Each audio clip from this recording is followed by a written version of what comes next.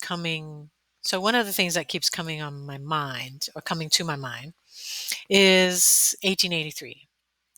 I love that show. I got hooked on that show because my brother um, really liked Yellowstone, and he talked about Yellowstone all the time. And I watched one episode of Yellowstone where they flash back to 1883, and he said, "Oh, don't you know? They have a show coming called 1883. Same guy, same author, same director." And I was like, "Oh my gosh." So I actually downloaded the Paramount app so I could watch 1883, and I could not stop watching it. I love so much about it was that it was a female character, barely 18, who was the main narrator of the show. But I also liked Faith Hill, and some of my favorite country singers were the basically the ancestors of the Yellowstone family. So, but one of the things that got me, I think it was about episode 8, was the daughter, the main character narrator, Elsa Dutton. She had such great quotes. There are so many great quotes in the movie through various people in the show. There's so many great people in the show. I love everybody in the show. Um, but one of them like kicks me in the gut.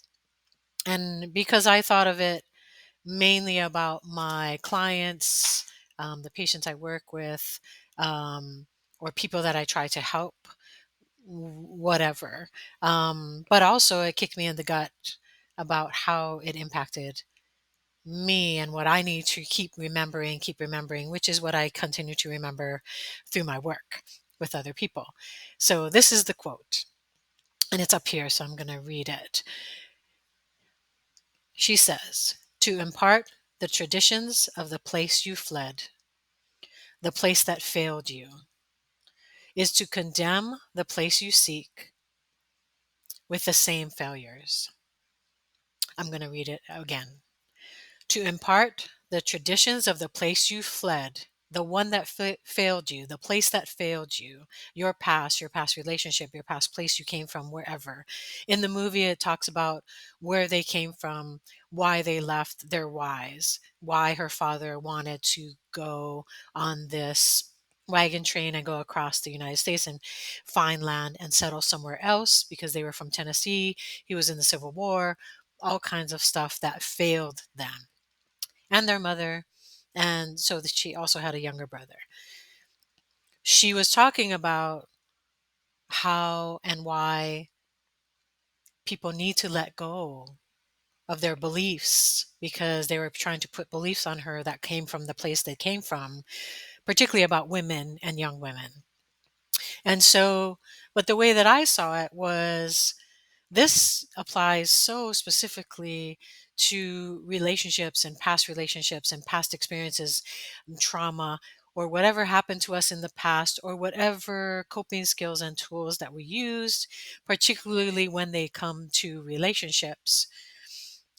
When we bring them from the past to the present, they are no longer effective, particularly when we come up with these coping skills and tools when we're children or young people taught by other people who don't really know who we are yet, but are telling us what they know, what they were taught, blah, blah, blah, blah, blah.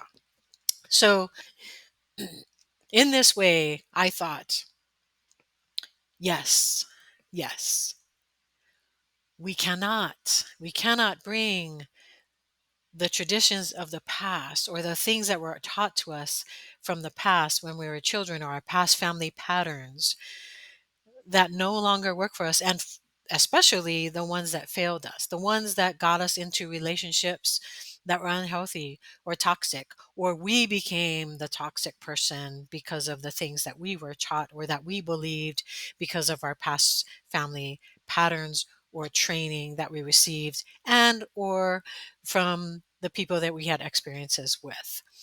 So this only leads to condemnation of the place we're trying to go to, the place we're seeking, the better life, the better relationship, especially in the way that I'm talking about it, is the better relationship, the healthier relationship, the less toxic relationship, the relationship where we are our best selves, the relationship where we feel loved for who we are,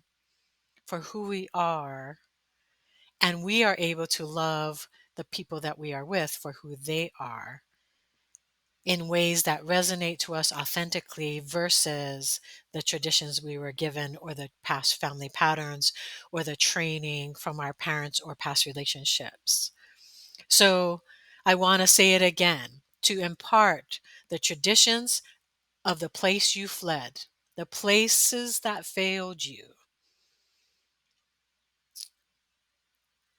places that failed you, is to condemn the place you seek, the relationships you seek, the new life you seek, the new place you seek, wherever you're trying to get to in your path that you're on, or the journey or the growth or whatever you're trying to get to.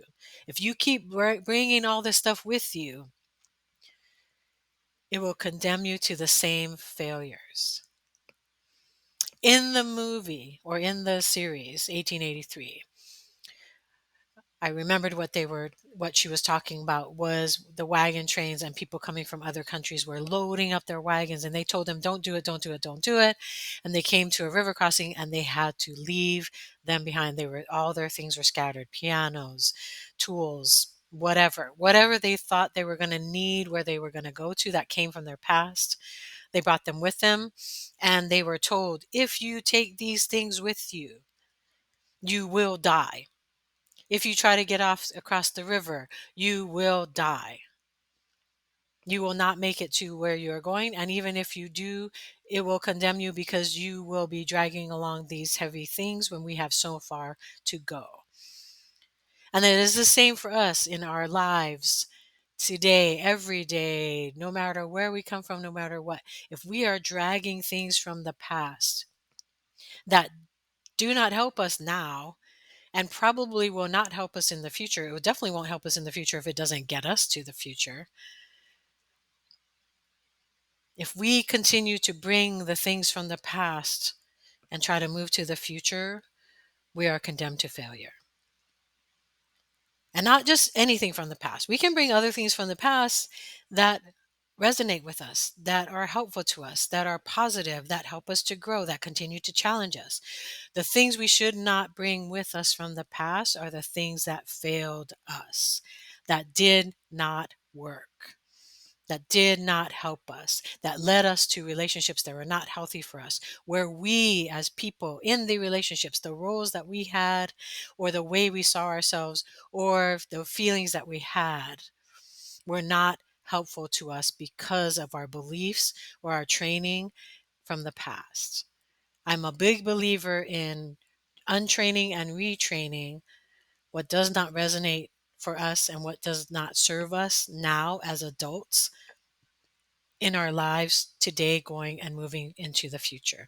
If it does not serve our growth, if it does not serve the healthy movement we're trying to do in our growth progress, then what are we doing? Same with those wagon trains. If they are taking things that do not serve them on the journey, then what are they doing?